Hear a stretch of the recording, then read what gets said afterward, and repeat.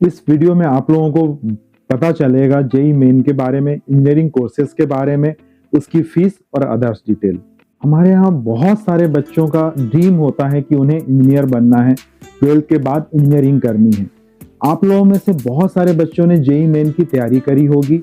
JEE main का पहला attempt जो जनवरी में हुआ था वो दे दिया होगा, और कुछ लोगों ने सेकेंड अटेम्प्ट की भी तैयारी स्टार्ट कर दी होगी, क्योंकि 12th का एग्जाम भी अभी चल रहा है।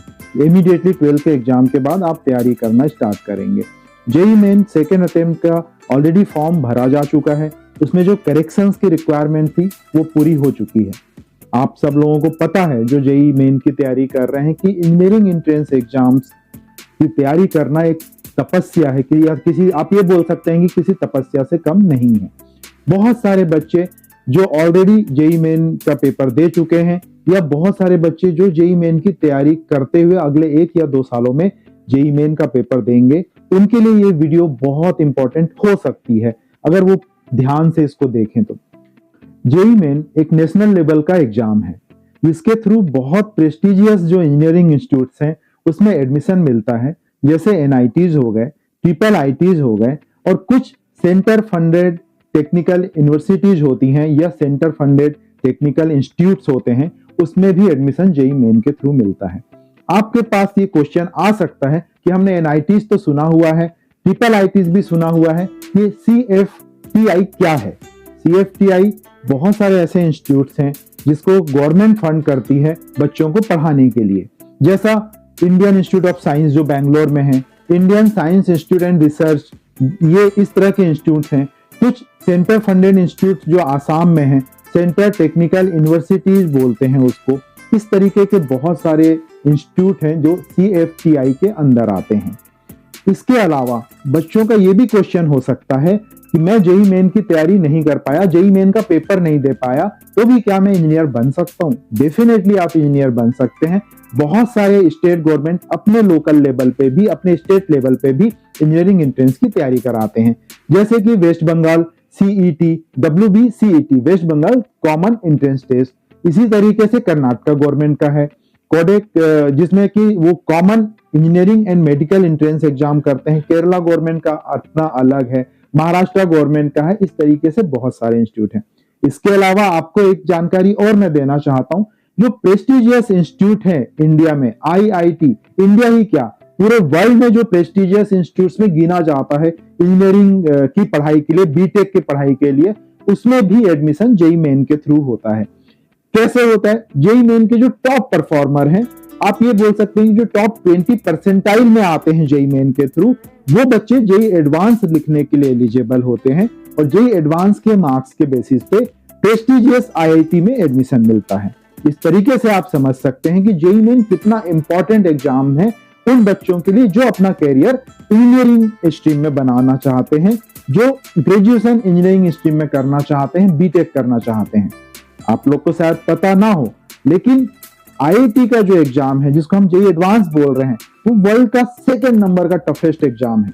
मैं ये नहीं बोल रहा, लेकिन ये बहुत सारे पब्लिकेशंस ने अपने सोर्सेस से, अपने रिसर्च से ये पब्लिक को दिया हुआ है, या ये पब्लिक डोमेन में अवेलेबल है कि जेई एडवांस वर्ल्ड का 2nd टफेस्ट एग्जाम है।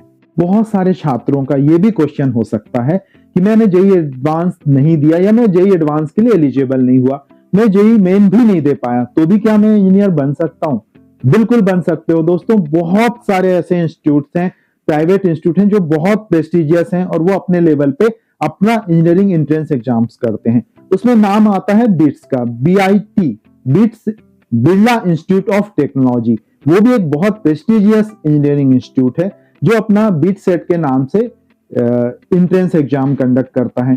फिर दूसरा नाम आता है VIT, Vellore institute of technology. ये भी एक बहुत बहुत पॉपुलर इंस्टीट्यूट है जो हजारों बच्चों को इंजीनियर बना रहा है अलग अलग स्ट्रीम्स में। ये अपने एंट्रेंस टेस्ट लेते हैं। इसी तरीके से दूसरे और भी प्राइवेट इंस्टीट्यूट्स हैं जो इस तरीके का एंट्रेंस टेस्ट लेते हैं और बच्चों को उनका ड्रीम पूरा करने में हेल्प कर रहे हैं।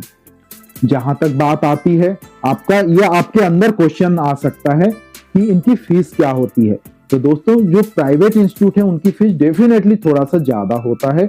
जैसे अगर मैं BIT की बात करूं या VIT की बात करूं, तो पर एनम इनकी फीस 4 लाख से लेकर 6 लाख तक हो सकती है। लेकिन बहुत सारे ऐसे बैंक्स हैं जो बच्चों को अपने इंजीनियरिंग कोर्स को पूरा करने के लिए एजुकेशन लोन देते हैं। ये लोन हर बैंक के पास अवेलेबल है। टेन्योर अप्रोक्सीमेटली 10 to 15 ईयर्स का होता है। इंटरेस्ट रेट भी मैं आपको बताता हूं, ये बिटवीन 10 to 12% वेरी करता है। जहां तक स्कॉलरशिप की बात है तो बहुत सारे इंस्टीट्यूट्स अपने बच्चों को अच्छे परफॉर्मेंस में स्कॉलरशिप देते हैं। उसमें एक नाम वीआईटी का भी है, वेल्लोर इंस्टीट्यूट ऑफ टेक्नोलॉजी का।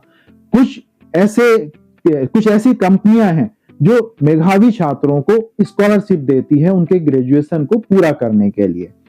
आप लोगों के मन में ये क्वेश्चन हो सकता है कि गवर्नमेंट कॉलेज में क्या फीस होती है, या हम एनआईटीज की जो बात कर रहे हैं, आईआईटी की बात कर रहे हैं, वहां की कोर्स की फीस क्या हो सकती है। तो जो मेरा एक्सपीरियंस है या जो पास्ट में हमें पता चला है न्यूज़पेपर से या जो पब्लिक डोमेन में अवेलेबल है, उसके हिसाब से इनकी फीस वेरी करती है। ये 2 लाख रुपए से लेकर 2.5 लाख रुपए पर एनम तक हो सकती है, या हो सकता है इससे थोड़ी सी ज्यादा हो गई हो आज के डेट में।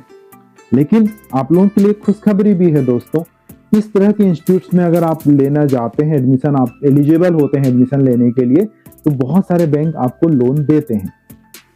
एक और सरप्राइज है आप लोगों के लिए, ऐसे कुछ कॉलेजेस के नाम मैं आपको डेफिनेटली बताऊंगा, हो सकता है मेरे अगले वीडियो में या जब आपका 12th का एग्जाम का बोर्ड का रिजल्ट आ जाए। ऐसे कुछ गवर्नमेंट इंस्टीट्यूट हैं जो 12 के मार्क्स के बेसिस पे बच्चों को अपने यहाँ इंजीनियरिंग के लिए बुलाते हैं, या वो उनके इंस्टीट्यूट से इंजीनियरिंग की डिग्री ले सकते हैं 4 साल की पढ़ाई करके। और सेकेंड चीज, इस तरह के इंस्टीट्यूट में नॉमिनल फीस है, क्योंकि गवर्नमेंट के इंस्टीट्यूट्स हैं, बहुत अच्छी पढ़ाई होती है और फीस 10-15 हजार रुपए पर एनम से ज्यादा नहीं है। ऐसे कुछ इंस्टीट्यूट्स के नाम डेफिनेटली मैं आप लोगों के साथ शेयर करूंगा। आप लोगों के मन में एक और क्वेश्चन आ सकता है कि किस मार्क्स पे, किस रैंक पे मुझे कौन सा एनआईटी मिलेगा, कौन सा ट्रिपल आईटी मिलेगा। तो ये भी दोस्तों बहुत सारा, ये आपके रैंक प्रिडिक्ट करने के लिए बहुत सारी साइट्स हैं, वहां पे आप जा सकते हैं। लेकिन मैं एक इंपॉर्टेंट इंफॉर्मेशन आपको देना चाहता हूं कि जो आपको आईटी को छोड़ के एनआईटीज मिलेगा, अगर जेई मेन के हम जेई मेन की बात कर रहे हैं, तो ये बहुत डिपेंड उस पर भी करता है कि आप किस स्टेट के डोमिसाइल हैं। अगर आप उस पर्टिकुलर स्टेट के डोमिसाइल हैं तो आपके चांसेस अच्छे रैंक पे उस स्टेट के एनआईटीज या ट्रिपल आईटीज में आने के बढ़ जाते हैं, क्योंकि उनको एक स्टेट लेवल का भी कोटा होता है। जेई मेन के अलावा अगर आप मान लीजिए यूपी के डोमिसाइल में हैं, तो आपके चांसेस ज्यादा हैं कि आपको एनआईटी इलाहाबाद, एनआईटी लखनऊ मिल जाए, अच्छे रैंक पे वो मिल जाए। एनआईटी में अप्रोक्सीमेटली 25,000 सीट्स हैं, तो अगर आपका परसेंटाइल अच्छा आया हुआ है तो एनआईटी में जाने के चांसेस बहुत बढ़ जाते हैं। हो सकता है कि आपको अपना ड्रीम जो स्ट्रीम है वो ना मिले, लेकिन कोई ना कोई बहुत अच्छा स्ट्रीम आपको मिल जाएगा। सपोज मैं एग्जांपल दे रहा हूं आपको है कि आपको कंप्यूटर साइंस से इंजीनियरिंग करना है, तो हो सकता है आपके मनपसंद इंस्टीट्यूट्स में वो कंप्यूटर साइंस ना मिल पाए अगर आपकी रैंक बहुत अच्छी नहीं है, लेकिन आप रीजनेबल गुड हैं या एबोव एवरेज बच्चे हैं, तो आपको किसी दूसरे एनआईटी में कंप्यूटर साइंस मिल सकता है। दोस्तों, वीडियो के लास्ट में मैं ये कहना चाहता हूं कि every war can win with a good planning and strategy.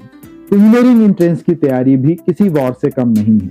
अगर आप एक स्पष्ट लक्ष्य लेकर, स्पष्ट गोल लेकर चलते हैं, रेगुलर प्रैक्टिस करते हैं, and you know your weaknesses, you know your potential, your strength, तो your result can be better. All the best. Thank you.